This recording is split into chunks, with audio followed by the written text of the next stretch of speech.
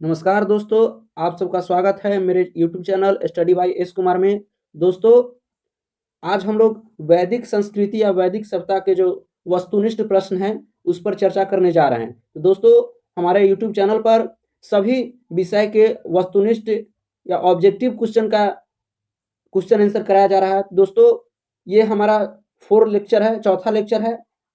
हमने पिछले के 3 लेक्चर में हड़प्पा सभ्यता के वस्तुनिष्ठ को चर्चा किया है। यदि आप लोगों ने वो वीडियो नहीं देखा है तो मेरे चैनल के प्लेलिस्ट में जाकर वो वीडियो देख ले, और वीडियो अच्छा लगे तो मेरे चैनल को सब्सक्राइब कर लीजिएगा, वीडियो को लाइक एवं शेयर कर लीजिएगा। दोस्तों, चलिए शुरू करते हैं। आज हमारा टॉपिक है वैदिक संस्कृति या वैदिक सभ्यता। देखिए दोस्तों, वैदिक संस्कृति या वैदिक सभ्यता को 2 वर्गों में बांटते हैं हम लोग। पहला जो है उसे ऋग्वैदिक काल या ऋग्वैदिक संस्कृति के नाम से जाना जाता है, और दूसरा को उत्तर वैदिक काल के नाम से जाना जाता है। दोस्तों, चलिए शुरू करते हैं। आज का पहला क्वेश्चन है, पूर्व वैदिक या ऋग्वैदिक संस्कृति का काल किसे माना जाता है? देखिए दोस्तों, 1500 ईसा पूर्व से 1000 ईसा पूर्व को पूर्व वैदिक या ऋग्वैदिक का काल माना जाता है।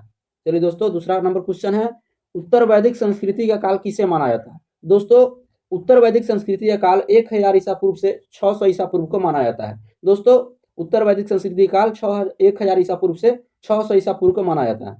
तीसरा नंबर क्वेश्चन है दोस्तों, आर्य शब्द का शाब्दिक अर्थ क्या होता है? आर्य शब्द का शाब्दिक अर्थ क्या होता है? दोस्तों, आर्य शब्द का शाब्दिक अर्थ श्रेष्ठ या कुलीन होता है।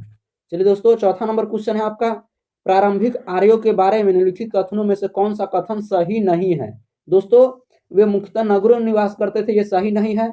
वे लोग नगरों में नहीं, वे लोग गांव में निवास करते थे, वे लोग गांव में निवास करते, इसीलिए इसका आंसर डी सही होगा। चलिए दोस्तों, 5 नंबर क्वेश्चन है, इनमें से किस फसल की ज्ञान वैदिक काल के लोगों को नहीं था? जो फसल दिया गया है, इनमें से किसका ज्ञान वैदिक काल के लोगों को नहीं था? दोस्तों, तंबाकू का ज्ञान वैदिक काल के लोगों को नहीं था, क्योंकि तंबाकू भारत में पुर्तगाली लाए, और पुर्तगाली जानते हैं दोस्तों, 1498 में वास्को डी गामा प्रथम पुर्तगाली था जो भारत आया था। तो दोस्तों, वैदिक काल के लोगों को तंबाकू का ज्ञान नहीं था।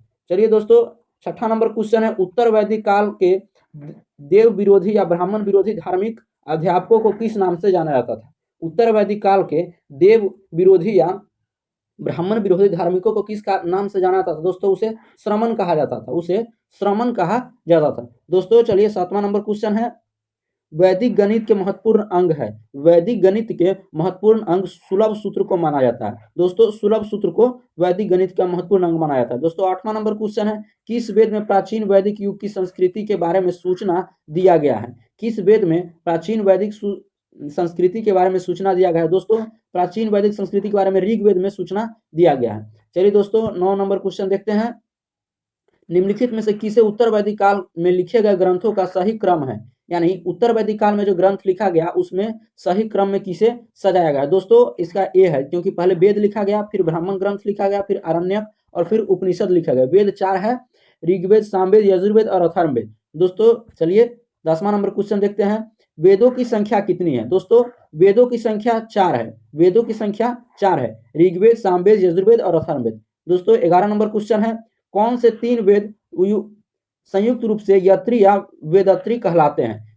जो कौन से 3 वेद है जिसे यत्री और वेदत्री कहते हैं? दोस्तों, जो ऋग्वेद, यजुर्वेद और सामवेद को वेदत्री में शामिल किया जाता है, इसमें अथर्ववेद को वेदत्री में शामिल नहीं किया जाता है। चलिए दोस्तों, 12 नंबर प्रश्न देखते हैं, इसमें है, भारत के राजकीय चिन्ह प्रयुक्त होने वाले शब्द सत्यमेव जयते किस उपनिषद से लिया गया? देखिए दोस्तों, मुंडको उपनिषद से लिया गया है, सत्यमेव जयते मुंडको उपनिषद से लिया गया है। दोस्तों, ये VVI क्वेश्चन है, बहुत सारे एग्जाम में ये क्वेश्चन पूछा गया है, दोस्तों याद कर लीजिएगा।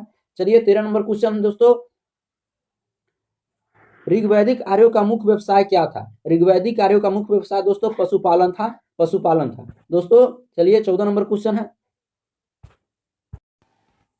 दोस्तों 14 नंबर हमारा प्रश्न है, भारतीय संगीत का आदि ग्रंथ कहा जाता है? देखिए, भारतीय संगीत का आदि ग्रंथ सामवेद को कहा गया है, क्योंकि सामवेद में पहली बार संगीत का प्रयोग हुआ है, इसीलिए भारतीय संगीत का जन्मदाता या भारतीय संगीत का आदि ग्रंथ सामवेद को कहा जाता है। चलिए दोस्तों, 15 नंबर प्रश्न है हमारा, प्रथम विधि निर्माता कौन है? प्रथम विधि निर्माता कौन है? देखिए दोस्तों, विधि निर्माता को कानून निर्माता भी कहते हैं और प्रथम विधि निर्माता मनु को माना जाता है। मनु को माना जाता है। इन्होंने मनु ने मनुस्मृति की रचना की थी। दोस्तों चलिए 16 नंबर प्रश्न है हमारा, कृष्ण भक्ति का प्रथम और प्रधान ग्रंथ कौन है? देखिए दोस्तों, कृष्ण भक्ति का प्रथम और प्रधान ग्रंथ जो है हमारा श्रीमद् भागवत गीता है। सॉरी ये नहीं है, ये जो है ये गलत है। श्रीमद् भागवत गीता को कृष्ण भक्ति का प्रथम और प्रधान ग्रंथ माना जाता है। दोस्तों 17 नंबर प्रश्न है हमारा, ऋग्वेद में संपत्ति का प्रमुख रूप क्या है? ऋग्वेद में संपत्ति का प्रमुख रूप क्या है? दोस्तों ऋग्वेद में संपत्ति का प्रमुख स्रोत जो था वो भूमि था, क्योंकि उस समय इतनी अर्थव्यवस्था विकसित नहीं थी, इसलिए भूमि को प्रमुख रूप संपत्ति माना जाता था। दोस्तों 18 नंबर हमारा क्वेश्चन है, ऋग्वेद में किस मंडल में शूद्र का पहला उल्लेख मिलता है? कि ऋग्वेद के किस मंडल में शूद्र का पहला उल्लेख मिलता है? दोस्तों ऋग्वेद में कुल 10 मंडल है। ऋग्वेद में कुल 10 मंडल है। दोस्तों इसमें से 10वें मंडल के पुरुष स्तूक में शूद्र का उल्लेख किया गया है। 10वें मंडल के पुरुष स्तूक में शूद्र का उल्लेख किया है। दोस्तों 19 नंबर प्रश्न है हमारा, पुराणों की संख्या कितनी है? दोस्तों पुराणों की संख्या 18 है। पुराणों की संख्या 18 है। दोस्तों 20 नंबर प्रश्न है हमारा, वैदिक धर्म के मुख्य लक्षण इनमें से किसे की उपासना था? देखिए वैदिक धर्म का जो मुख्य लक्षण इनमें से किसकी उपासना था? देखिए वैदिक जो धर्म थे वो, वैदिक धर्म के लोग प्रकृति का पूजा करते थे। प्रकृति हवा वायु इन सब की पूजा करते, पेड़ पौधे इन सब की पूजा करते थे। दोस्तों 21 नंबर क्वेश्चन है हमारा, किस देवता के लिए ऋग्वेद में पुरंदर शब्द का प्रयोग किया है? दोस्तों ऋग्वेद में इंद्र को पुरंदर कहा गया है और पुरंदर का अर्थ होता है किला को तोड़ने वाला। ऋग्वेद में पुरंदर शब्द का प्रयोग इंद्र देवता के लिए किया गया है और इंद्र देवता पुरंदर का शब्द होता है किला का तोड़ने वाला। तो दोस्तों इस वीडियो में हम लोगों ने वैदिक संस्कृति या वैदिक धर्म से VVI जितने भी प्रश्न हो सकते थे हमने उसकी डिस्कशन किया। अगर वीडियो को अच्छा लगे तो आप लाइक कर दीजिए, मेरे चैनल को सब्सक्राइब कर लीजिएगा। मैं ऐसे ही एजुकेशनल वीडियो लाता रहता हूं, तो मेरे चैनल को सब्सक्राइब जरूर कर लीजिएगा। धन्यवाद।